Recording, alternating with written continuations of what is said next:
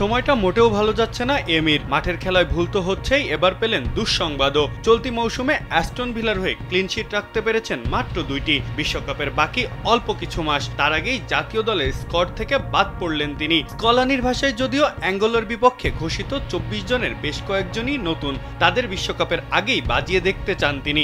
তাই এমিকে বাদ দেওয়া হয়নি, বরং এটাকে বিশ্রাম দেওয়া হয়েছে বলা উচিত। ম্যাচটি অনুষ্ঠিত হবে 14 নভেম্বর। মার্টিনেজ আর্জেন্টিনার অপরিহার্য গোলরক্ষক, 2026 বিশ্বকাপেও প্রথম পছন্দ।